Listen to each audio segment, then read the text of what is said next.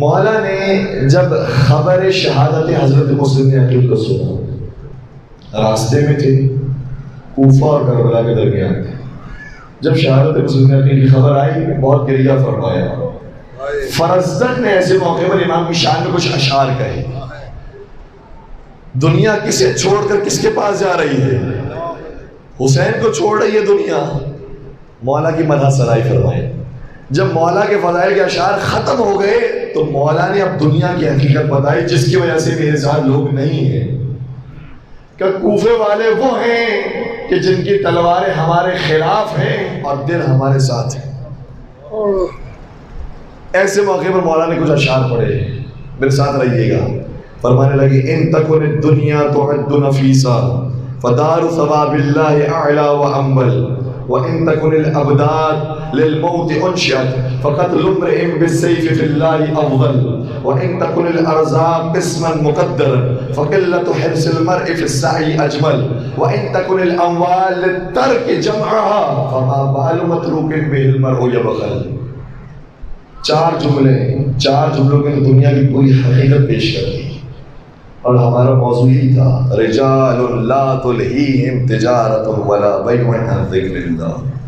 کچھ واقعاً مرد ایسے ہیں کہ جنہیں دنیا کا کوئی معاملہ بھی خدا کی یاد سے غافل نہیں بناتا، نہ نمازوں سے غافل بناتا ہے، نہ زکوٰۃ سے۔ قرآن کی آیت ہے یخافون یوما تتقلب فیہ القلوب والابصار، اور وہ ڈرتے رہتے ہیں اس دن سے جب آنکھوں کو اور دلوں کو الٹ پلٹ کر دیا جائے گا،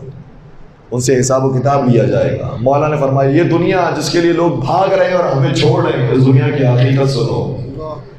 ان تکن الدنیا تعد نفیسا، اگر دنیا تمہاری نگاہ میں بہت خوبصورت چیز ہے، فدار ثواب اللہ اعلی وانبل، دنیا کو تو خدا نے دنیا بنایا تھا جس کا مطلب پست ہوتا ہے، وہ پست جسے خدا نے بنایا ہے وہ تمہاری نگاہ میں خوبصورت ہے، تو وہ جنت ہے جس کا مطلب ہی باغ ہوتا ہے، جس کا مطلب ہی خوبصورت جگہ ہوتی ہے، تو وہ واقعا کتنی خوبصورت ہوگی۔ تم اس دنیا کو پیچھے اس دنیا کو چھوڑ رہے ہو،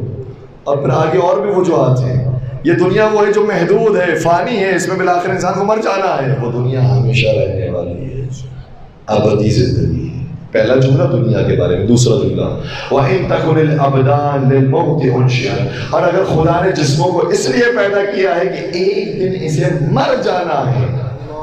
فَقَتْلُ امْرِئٍ بِالسَّيْفِ فِي اللَّهِ أَفْضَلُ، تو بہترین موت وہ ہے جو خدا کے راستے میں آ جائے۔ آئے کیا جملہ ہے۔ وَإِن تَكُنِ الْأَرْزَاقُ قِسْمًا مُقَدَّرًا، اور اگر خدا نے رزق و روزی مقدر میں لکھ دی ہے، فَقِلَّةُ حِرْصِ الْمَرْءِ فِي السَّعْيِ أَجْمَلُ، تو کیا بہترین انسان کے زندگی کا طریقہ ہوگا کہ اپنے رزق اور روزی کے لیے وہ اتنا پیچھے نہ پڑے جتنا اپنی عاقبت کے لیے پیچھے۔ فَقِلَّةُ حِرْصِ الْمَرْءِ، اپنے حرص کو اور اپنی لالچ کو قلیل کر لے، مختصر کر لے۔ بالآخر اس کو روزی وہی ہے جو خدا نے مقدر کی ہے، اپنی جانب سے محنت کرنی ہے، لیکن اس کے بعد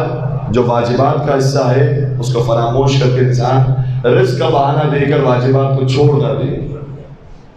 آخری جملہ ارشاد فرمایا، دیکھیں دنیا کے بارے میں کہہ دیا، زندگی اور جان کے بارے میں کہہ دیا، مال کمانے کے بارے میں کہہ دیا، انہی چیزوں کے لیے تو انسان پریشان ہوتا ہے کہ مال کے پیچھے جائے۔ آخری جملہ فرمایا اگر مال آ جائے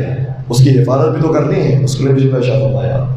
وَإِن تَكُنِ الْأَمْوَالُ لِلتَّرْكِ جَمْعَهَا فَمَا بَالُ مَتْرُوكٍ بِهِ الْمَرْءُ يَبْخَلُ،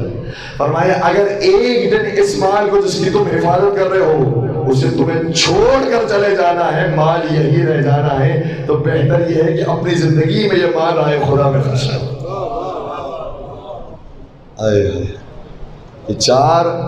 یہ چار جملے اگر انسان کے ہمیشہ ذہن میں رہے تو زندگی حسینی طریقے کے مطابق